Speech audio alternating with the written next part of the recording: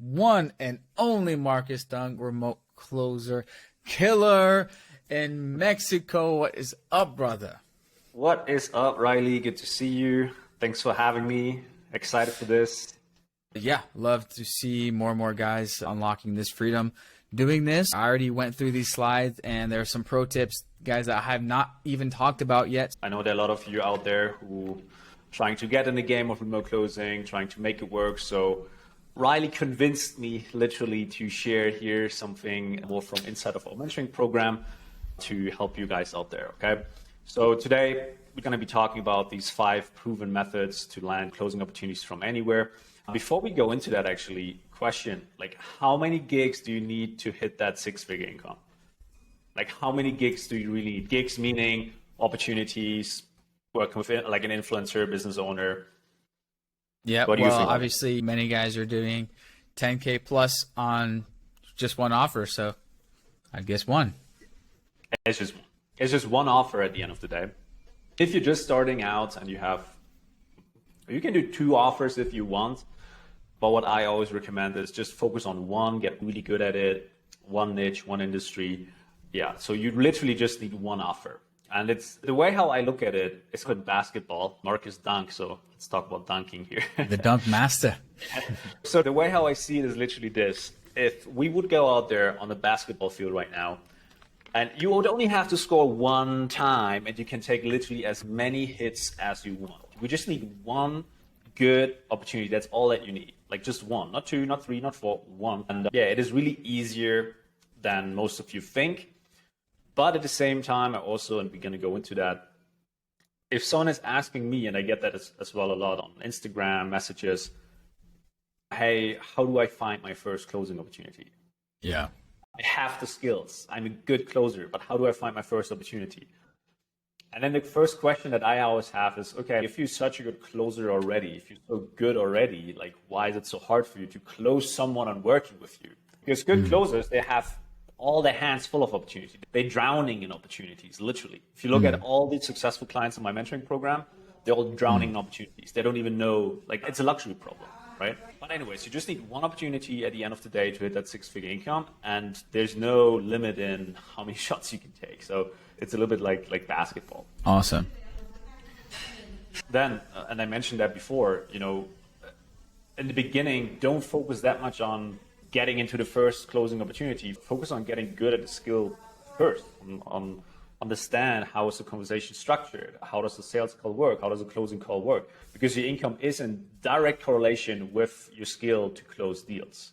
It is literally in the direct correlation. If you just focus on getting better and getting better at the skill, and then you apply some of the strategies that we were going to go over, you create opportunities for yourself to talk to these business owners. And then once you have them on the phone, again, if your skill is good, it's very easy for you to close them on at least giving you a chance of working with you.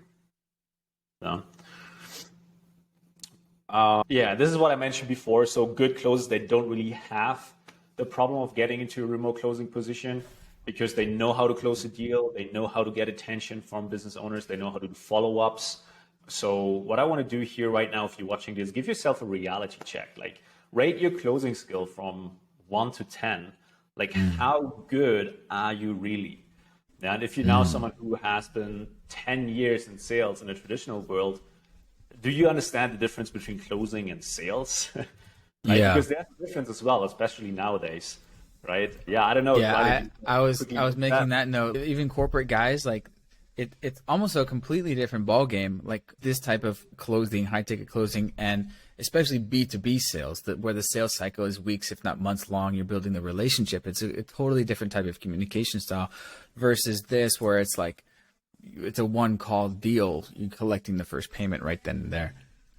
Yes, absolutely. Also, what I want to add there, closing, the way how I look at it, it's like the modern day sales. It's really more that instead of you addressing someone directly and you tell someone, hey, you need this, or you have this problem, or you need to fix this, you want to ask just a question to help that person come to their own conclusion. So you almost like guiding them. And your prospect is the best closer in the world. So we want to have them close themselves compared to just traditional sales. So it's like futures and benefits, right? Hey, look at this. So this can be so like, look at this cup. It's so great. You're not saying why this is the best thing ever. Yeah. Exactly. Like, it's not about that. So that's the difference between closing and sales. When you talk to influencers, coming back to the topic, it's the same. Okay. Some of you think, or maybe you think right now, when you're on a call with an influencer, you need to shine with your experience. You need to shine. Hey, I've done so much in sales. I've done this, I've done that. And you need to convince them and sell them on working with you, when actually the opposite is true, right? You want to ask questions about their business. What's their marketing budget? Do you do organic or do you also run ads? Like, where's the majority of your clients coming from? How many closes do you have on your team? What are your offers look like? So all of these questions, if you ask them, some of these business owners, they don't even know. And they were like, oh, damn, like, I should have my stuff together. I should know my numbers better. So it's a reality check for them as well. And then one example that I love to give, it's a little bit graphic, but just imagine this, okay? There are two people in a car, let's say husband and wife, they're driving, and then an accident happens, and then let's say they both get driven into the hospital. The husband gets like emergency surgery, okay?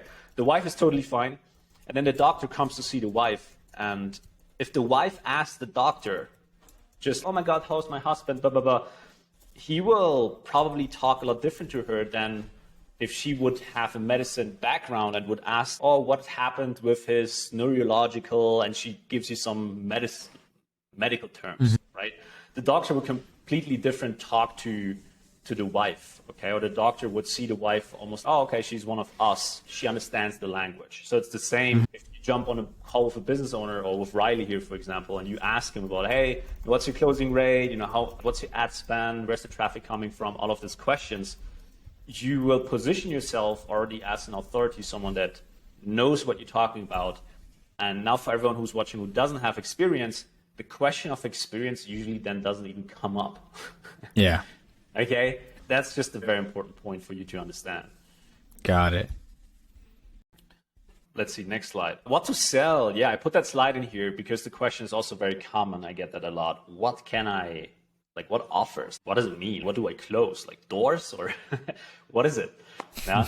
So there's so much you can do. I think the biggest three niches is really health, wealth, relationships, because they're evergreen, meaning you will always have people on this planet who are interested in improving their health. You will always have people who are interested in getting better with their finances, their wealth, investments, making money, whatever, okay? You will always have people who want to have better relationships, dating, romantic relationships, friendships, social circle, all that stuff. Now, so as long as you target, and there are thousands of sub niches below health, wealth, relationships, but pick one. If you say, I like all of them, which one do you like the least? Yeah, and then take it from there. Also, B2B and B2C.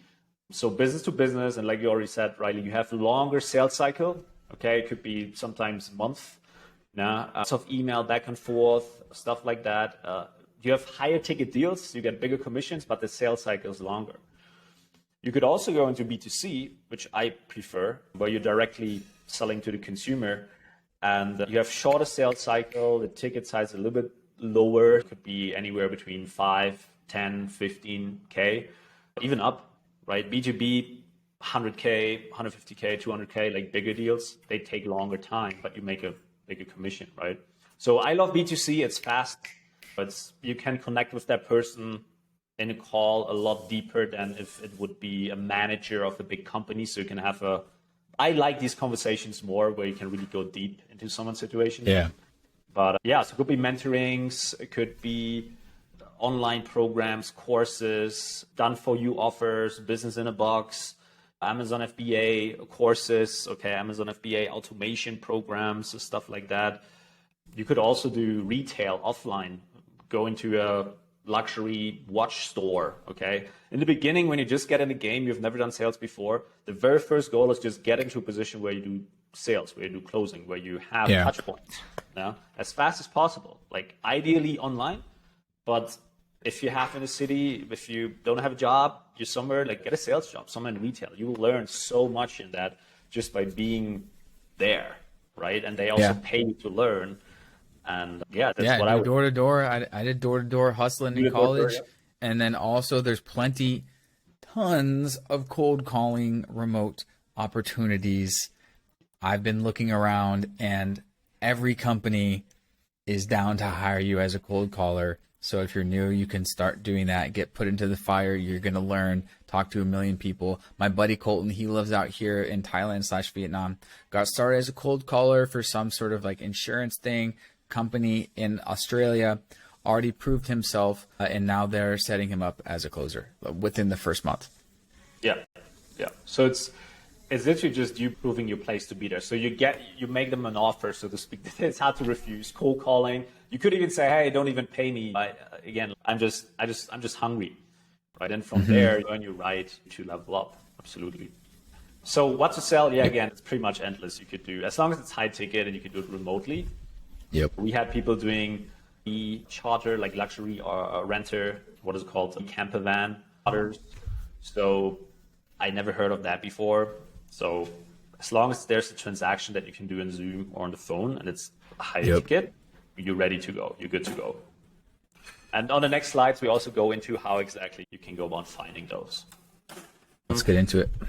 Yeah, how to get into top opportunities fast. So this is very important and something that you also just mentioned when you're just getting started. When you get into an opportunity, you get the opportunity, someone gives you the chance, you make sure that you stand out.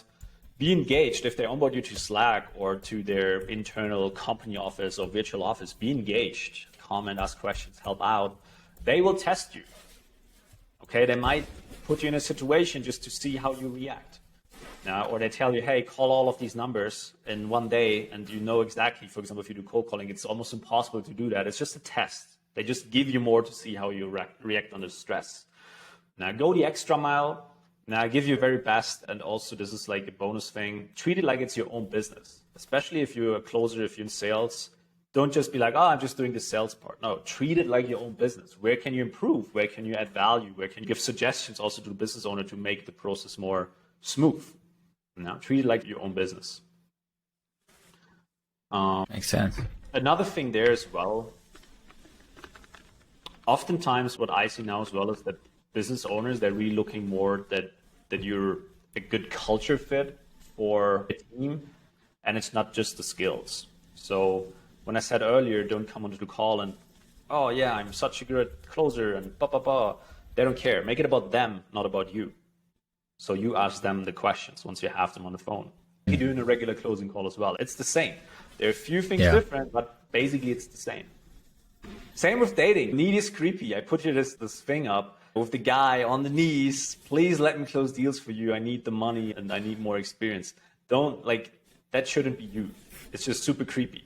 Same with girls, same with dating. It's very related. So don't be needy, don't be creepy. Absolutely will backfire. Yeah. Now, also, when you do the videos, okay, if you do like a video outreach, don't be like super needy in your video. Please, I need a job. Please, please let me work with you. Yeah, don't do something like that. No. If you reframe it, for example, let's say you are already on an opportunity. Maybe it's not the ideal opportunity. Maybe it's like a cold calling opportunity.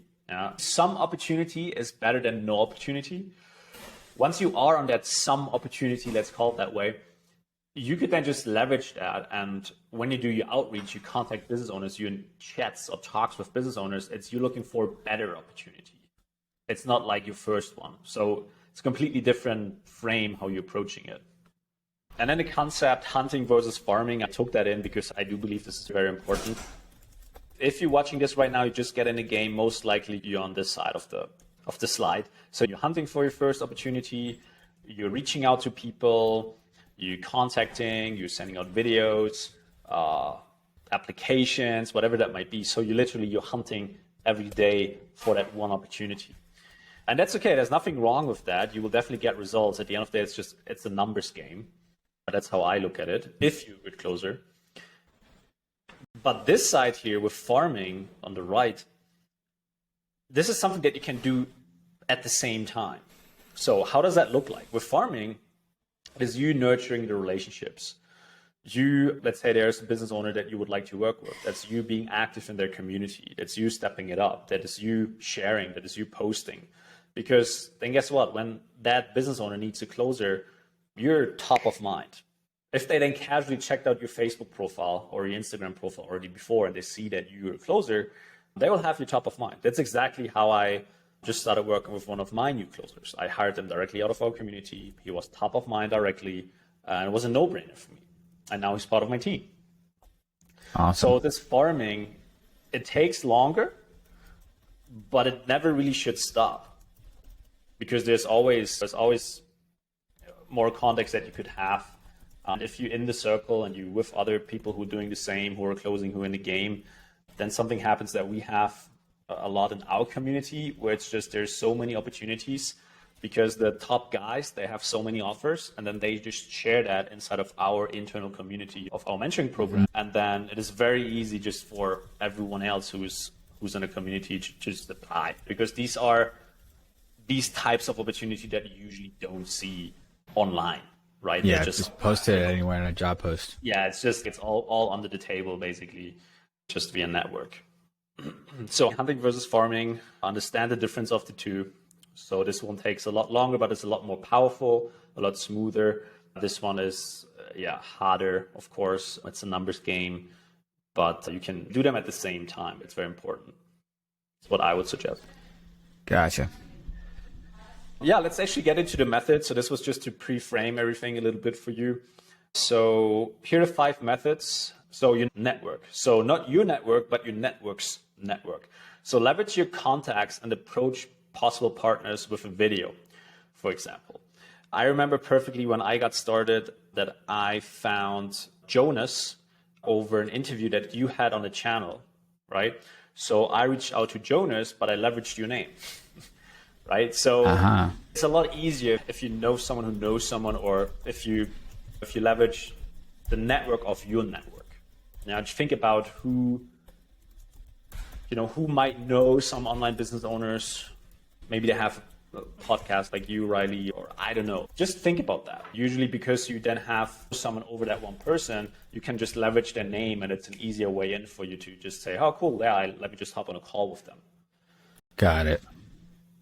Makes total sense. All right. Then method 2, advertisements. And that's something that's super underestimated. Usually when we see ads, we're like annoyed by it. We're like, ad blocker, or we don't want to see it. I would suggest you get rid of your ad blocker. And when you're on Facebook, when you're on Instagram or YouTube, have an eye out for any advertisements from online marketers, owners, agencies, whatever, whoever is targeting you. Usually that means you have some type of interest in it, because that's why they're targeting you. And every one of you knows how they look like. Here, like these Facebook ads, these are all the screenshots. Like I said, I just literally grabbed some slides to demonstrate that. But this is how they look like. So whenever there is, for example, here, Kevin David with his Amazon program, I don't even know if he's still doing that. But these are the types of ads that you will see, and then you can research them, right? You can go in there. You can see, hey, what does their funnel look like? Are they using phone closers, a high-ticket funnel in place? Maybe there's some upsells. Research that. Google that. Maybe they have a YouTube channel, okay? Instagram. Double-check all of these accounts and see if they have a strong brand where you like to be part of that team to close, you know? And then, so what would you do, for example, if it's like Kevin David? So would you just send a message on all platforms? Would you send him an email? Send them a Facebook message, send them an Instagram message. And is a personalized video message always the best way to get their attention, or? Yeah, KD, he's pretty big. So generally speaking, there are multiple ways on how you can go about it. I think it's not impossible to find out who Kevin David's sales manager might be. Yeah. Okay. Does Kevin David's sales manager get a lot of Instagram DMs? I don't think so. I don't know, but I don't think so. So that's something that you could think about. Maybe look on LinkedIn and try to figure out who his sales manager is. What's that? Go on LinkedIn, do some research, and try to find out who's his sales manager. Yeah, or just not necessarily just maybe another close in the team. It could be anyone who doesn't get as much messages as he does. But directly to the Kevin David page, your DM is probably not going to get seen. Yeah. Yeah, it depends. Right now, a lot of business owners, they also have team members inside of their inbox, so they're usually just processing the inbox for them. But yeah, get forwarded. So Instagram has pretty high DM opening rates. So I would still contact them there in a combination of a text that just explains the context. So he knows what to expect in a video that you send afterwards. If you just send a random video, he'll be like, true. Good tip. Do I really want to watch this? Yeah, send exactly. both text message and video message. Yeah, so just, hey KD, hey influencer name, record this quick video for you. I would love to become part of your team. And then you have the video. Now, you could put the video directly into the chat so they can just click it, makes it easy for them. Something that I also share with my students is you could also use like a link tracker, like a Rebrandly link or something like that, because then you can actually see and get notified when someone clicks on it and how many people clicked on it.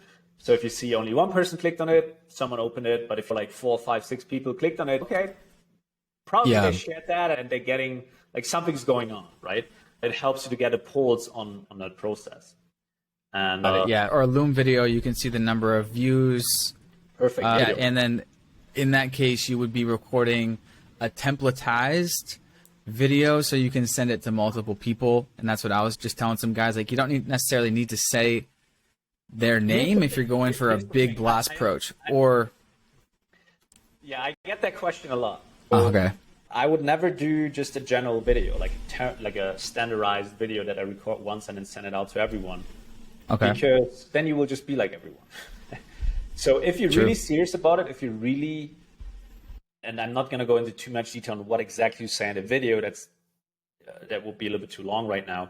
But if you really want to work with that person, if you really want to become part of their team, like at least don't be lazy and have a generalized video, like address them with their direct name. Go the extra mile.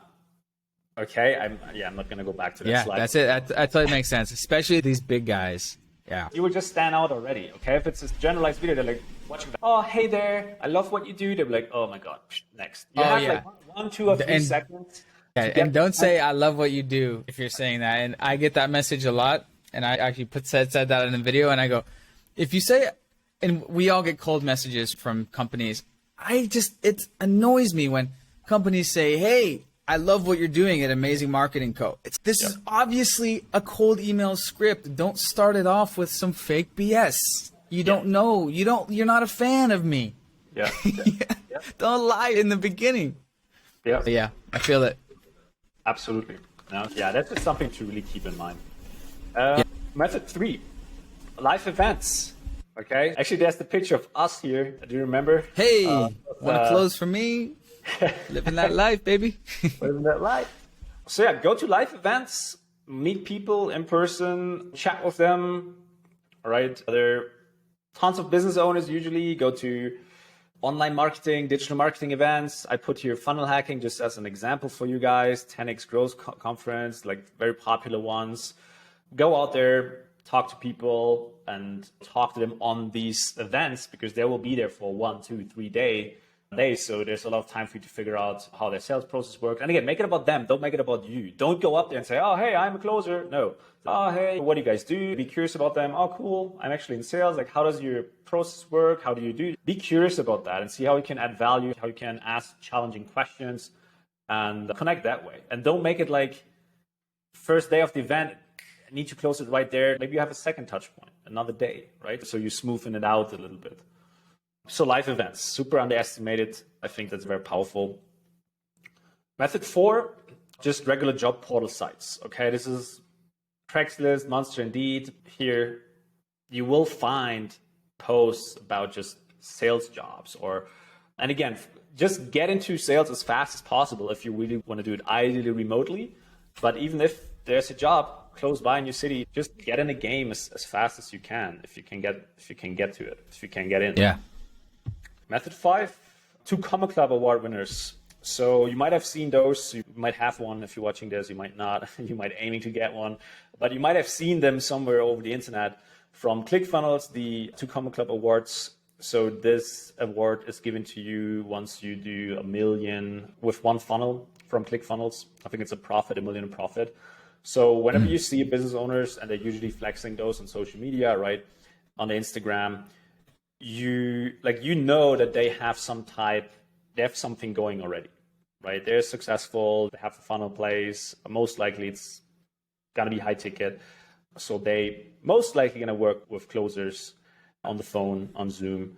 Look out for that. And also there is a list somewhere online. I'm not sure yet. Yeah, I don't have it here. There's a list where you can look up the names of the influencers. Yeah. So you can work your way backwards, right? Yeah, John Penberthy, I know who that is. And if you don't know, you could probably ask ChatGPT, it'll tell you. Yeah, exactly. Give me a list of, maybe. So yeah, and then I have one bonus. Riley told me everyone on his channel loves bonuses. Bonus? A little bonus here as well. So think about the online businesses that you know or where you already bought from in the past. So who are you a customer? Maybe you're already in some type of a high ticket program that you invested in, I don't know, fitness or dating or whatever that might be. Some of you are already part of these high level communities where you have a high ticket offer and you get a higher level solution to the problem that you're having. If not, maybe you're thinking about purchasing someone or joining some type of high level program. Again, if you do that, you get the access to the program, but also get a chance to actually stand out in that community and network and approach the business owner a lot easier if you're a customer, if you're a client from them. It's a lot easier to close them on working with you, or just to contact them and have the video or the outreach or whatever you sent them seen. You know? Yeah, you've already been through it, you know it. Yeah, absolutely. So this is something that if you really go back and think about what have you purchased in the past, some of you for sure will find something where it's, okay, I haven't thought about that. Yeah. Yeah, that's pretty much it. If you want to learn more, I put a free training together. You can just go on remoteclosermentoring.com and then you can get access to that free training to learn a bit more about how the remote closing works, et cetera, et cetera. Well, yeah, that's pretty much it. Awesome. Any questions or anything else that we can go over here? That was it, guys. You heard it right there. You're asking Marcus, you're asking me in the Instagram DMs and in the comments, where can I go out there and look for gigs? It's right here. Ain't nothing to it but to do it. But of course, as he said at the beginning, some of you, a lot of you, need that reality check in the beginning, unless you're already a fire closer, because you're skipping a step. And so listen to what Marcus said at the beginning. Make sure your skills are on point first, because you're just wasting your time if you're not dialed in. And while learning the closing skills is also learning the outreach and job getting skills, because closing skills, sales skills, is just communication skills, and getting a job through cold outreach is just good communication skills. So it goes hand in hand. So one step at a time, guys. That being said, as we mentioned, plenty of cold calling opportunities. There's plenty of appointment setting opportunities out there, job boards, Upwork, groups, all of that. And you can work your way up. So it's right there, guys. It's right there. If you want to go do it, ain't nothing to it but to take action, get on that horse and get out here to Thailand or Mexico and join Marcus or myself's next meetup. Yeah, absolutely.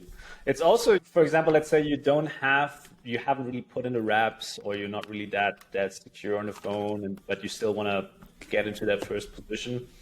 If you implement like some of these strategies, these methods, and let's say you do end up getting the opportunity to jump on a call with someone like Riley, right? Or another business owner or whatever, someone who needs closers. And then you have that appointment in your calendar, and you have that call come up. If you don't know how to close, how likely are your chances going to be that you end up working together, that you're going to close that business owner? So you're just burning through opportunities compared to if you put in the reps, you have a group of other people around you who pursuing that similar, who want to put in the reps as well. And then you can literally practice everything. Normal closing calls, influencer closing calls. Let's imagine you have an influencer closing call coming up, an influencer call for business owner to join a team as a closer. You can practice that through if you have a little gang around you of people who kind of working into the same direction, right? Yeah. That's a whole nother step we didn't even talk about, is the interview process. You have to, there's whole other YouTube, whole other courses there's courses about taking interviews. I've seen like online courses about improving your interview skills to land like dream jobs. Yeah. And that's part of, I'm guessing, what you do inside of your guys' mentoring. Oh, dude, we have so much material on this. Again, this is just, I had to compress so much together. But we have literally live recordings of students talking with influencers, good examples, bad examples. This is how you do it. This is how you not do it. We'll give you frameworks that you know the structure of the conversation. We have an entire Google Doc with questions, potential questions you can ask business owners. Again, the example that I mentioned with the hospital, so that they will not even bring up the question of you not having experience or something like that. Just by the quality of questions that you're asking them, right? So there are a lot of hacks and shortcuts that you can take, but nothing goes around you putting in the reps and literally practicing that. No.